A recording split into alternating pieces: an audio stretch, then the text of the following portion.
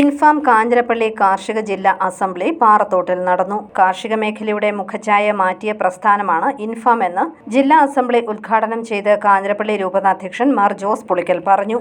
കർഷകന്റെയും കാർഷിക മേഖലയുടെയും അന്തസ്സും അഭിമാനവും പൊതുസമൂഹത്തിന്റെ മുൻപിൽ ഉയർത്തുവാൻ ഇൻഫാമിന് കഴിഞ്ഞുവെന്ന് അനുഗ്രഹ പ്രഭാഷണം നടത്തിയ കാഞ്ഞിരപ്പള്ളി രൂപതാ വികാരി ജനറൽ ഫാദർ ബോബി അലക്സ് മണ്ണപ്ലാക്കൽ പറഞ്ഞു. വികേന്ദ്രീകൃത വികസന പദ്ധതികളിലൂടെ കർഷകനെയും കാർഷിക മേഖലയും ശാക്തീകരിക്കുവാനുള്ള പ്രവർത്തനങ്ങളുമായി ഇൻഫാം മുന്നോട്ടു പോകുമെന്ന് മുഖ്യപ്രഭാഷണം നടത്തിയ ഇൻഫാം ദേശീയ ചെയർമാൻ ഫാദർ തോമസ് മറ്റമുണ്ടയിൽ പറഞ്ഞു. പക്ഷേ വേദനിക്കുന്ന ജനത്തെ നെഞ്ചോട് ചേർത്താൻ ഇരുന്നാൽ മാത്രം പോരാ, പ്രവൃത്തിയിലേക്ക് ഇറങ്ങേണ്ട സമയമാണ്. നിങ്ങളൊക്കെ തെരഞ്ഞെടുക്കപ്പെട്ട നേതാക്കന്മാരാണ്. തെരഞ്ഞെടുക്കപ്പെട്ട നേതാക്കന്മാരെ നിങ്ങളുടെ ഉത്തരവാദിത്വം നിങ്ങളുടെ താലൂക്കിൽ നിങ്ങൾ ചെയ്യുന്നില്ല എങ്കിൽ നിങ്ങൾ അവിടെ നിലകൊള്ളാൻ പാടില്ല. നമ്മുടെ കാർഷിക താലൂക്കുകളെ ശക്തിപ്പെടുത്തണമെന്നാണ് നമ്മുടെ വികേന്ദ്രീകൃത വികസനത്തിന് ഉദ്ദേശിക്കുന്നത്.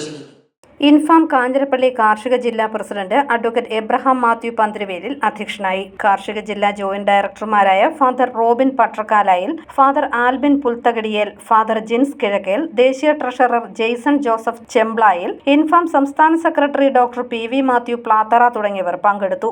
കാർഷിക ജില്ലാ അസംബ്ലിയിൽ അണക്കര, കുമളി, മുണ്ടിയരുമ, ഉപ്പുതറ, പെരുവന്താനം, കട്ടപ്പന, മുണ്ടക്കയം, എരുമേലി, വെളിച്ചിയാനി, കാഞ്ഞിരപ്പള്ളി, പൊൻകുന്നം, റാന്നി, പത്തനംതിട്ട കാർഷിക ജില്ലകളുടെ റിപ്പോർട്ട് അവതരണവും, കാർഷിക താലൂക്കുകളിൽ ഇൻഫാം സംഘടനയുടെ ശാക്തീകരണത്തെക്കുറിച്ചുള്ള അവതരണവും, വരും വർഷം കാർഷിക താലൂക്കുകൾ കർഷകർക്കായി വിഭാവനം ചെയ്യുന്ന ക്ഷേമ പദ്ധതികളും അവതരിപ്പിച്ചു.